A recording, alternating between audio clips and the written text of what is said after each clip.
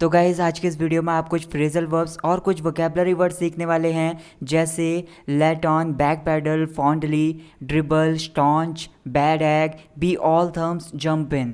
तो वीडियो को लास्ट तक देखते रहिए, क्योंकि इन सभी वर्ड्स और फ्रेजल वर्ब्स के साथ साथ हम उनके ऊपर कुछ एग्जांपल्स के बारे में बात करेंगे जो कि हमारी रियल लाइफ से रिलेट करते हैं।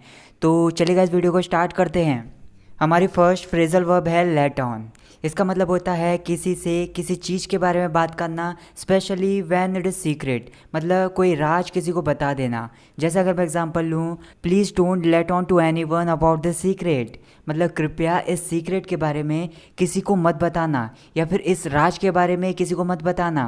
Please don't let on to any one about the secret. एक और एग्जाम्पल है, you promised me that you would not let on to any one about what happened between us but you didn't keep your words. मतलब तुमने मुझे वादा किया कि हमारे बीच जो भी हुआ वो आप किसी को नहीं बताओगे, लेकिन तुम अपनी वर्ड्स पर, अपनी ज़ुबान पर कायम नहीं रहे। You promised me that you would not let on to anyone about what happened between us, but you didn't keep your words. अगला वर्ड है हमारा fondly. It means in a way that shows that you like or care about something. मतलब किसी से प्यार से, या फिर कुछ प्यार से या फिर स्नेह से। For example, she smiled fondly at the children.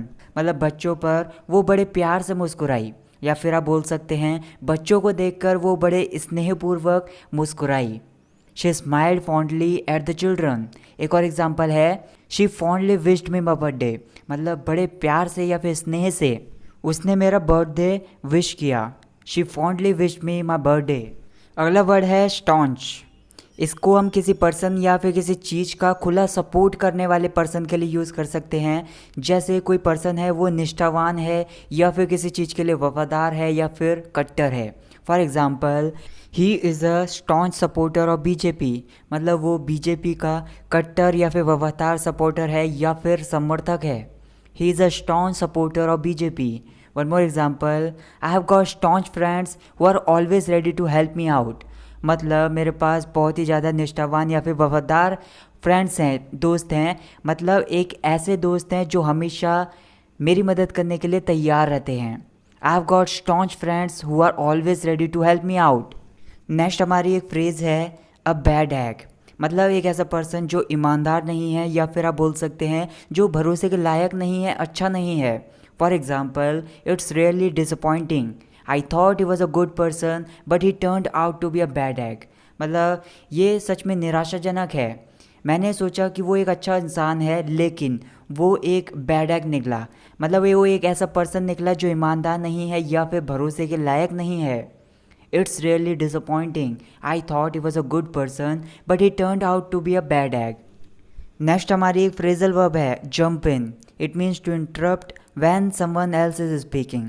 मतलब जब कोई और बात कर रहा है तो उस टाइम पर इंटरप्ट करना या फिर बीच में बाधा डालना. जैसे अगर मैं एग्जांपल लूँ, do you mind if a jump in here. मतलब क्या आपको बुरा लगेगा अगर मैं बीच में बाधा डालता हूँ या फिर मैं बीच में टोकता हूँ तो. Do you mind if I jump in here. एक और एग्जांपल है, don't try to jump in when elders are talking to each other. मतलब जब बड़े आपस में बात कर रहे हैं तो बीच में टोकने की कोशिश मत करो या फिर बीच में बाधा डालने की कोशिश मत करो.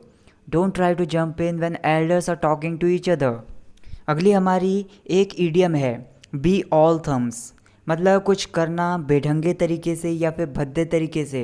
मतलब अगर आप कुछ कर रहे हो वो अटपटे ढंग से कर रहे हो या फिर बेढंगे तरीके से कर रहे हो तो आप बोल सकते हैं कि आप उस चीज़ में ऑल थम्स हो. जैसे अगर मैं एग्जांपल लूँ, I am not good at dancing, I am all thumbs. मतलब मुझे अच्छे तरीके से डांस करना नहीं आता या फिर मैं डांस करने में अच्छा नहीं हूँ.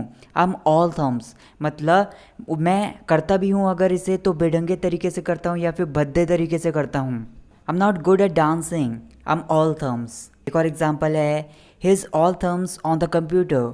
मतलब वो कंप्यूटर चलाने में ऑल थम्स है. मतलब वो कंप्यूटर नहीं चला पाता है, अगर वो चलाता भी है तो भद्दे तरीके से चलाता है या फिर अच्छे तरीके से नहीं चला पाता है. His all thumbs on the computer. Next word है बैक पैडल. इसका मतलब होता है, इसको हम उस सेंस में बोलते हैं जैसे आप पास्ट में कुछ करने का प्रॉमिस करते हो लेकिन आप अब उससे मुकर जाते हो, उस बात पर कायम नहीं रहते हो, या फिर आप अपना प्रॉमिस या फिर अपना ओपिनियन चेंज कर देते हो. तो आपके लिए बोला जाएगा कि आप बैक पैडलिंग कर रहे हो। जैसे अगर मैं एग्जांपल लूँ, you are in the habit of back paddling, I can't trust you. मतलब आप किसी से कह रहे हो आपको बैक पैडलिंग करने की आदत है, मतलब अपने वादे से मुकरने की आदत है, या फिर जो भी आप प्रॉमिस करते हो उस पर कायम नहीं रहते हो, तो आपको इस चीज़ की आदत है। तो मैं आप पर भरोसा नहीं कर सकता, आप पर ट्रस्ट नहीं कर सकता।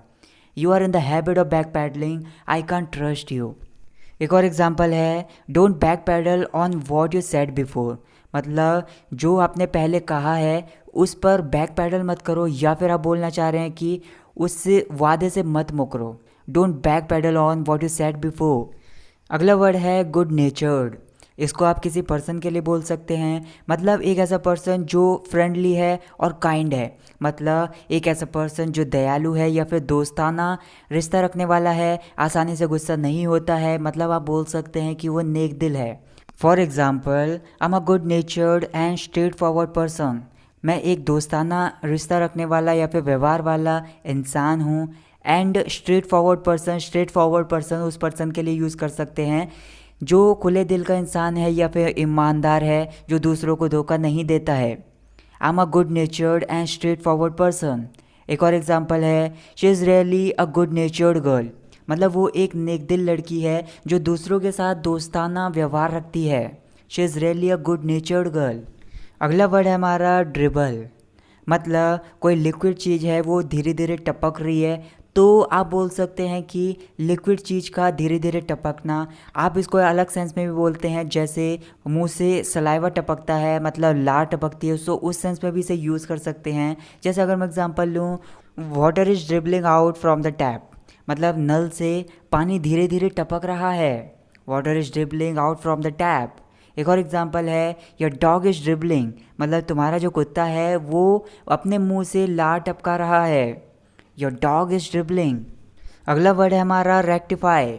इसका मतलब होता है किसी चीज़ को सुधारना, उसको ठीक करना या फिर सही करना। For example, it's not a big deal, this mistake can be easily rectified. मतलब ये कोई बड़ी बात नहीं है, ये जो गलती है वो आसानी से सुधारी जा सकती है या फिर ठीक की जा सकती है। It's not a big deal, this mistake can be easily rectified. One more example, I will try my level best to rectify the situation. मतलब स्थिति को ठीक करने में या फिर सही करने में मैं अपनी पूरी कोशिश करूँगा। I will try my level best to rectify the situation. So that's it guys for this video. Guys मैं जानना चाहता हूँ कि आपको इस वीडियो में कौन सी नई फ्रेजल वर्ब देखने के लिए मिली, कौन सा नया वर्ड सीखने के लिए मिला। मुझे कमेंट करके ज़रूर बताइए, और वीडियो कैसी लगी ये भी मुझे कमेंट करके बताइए।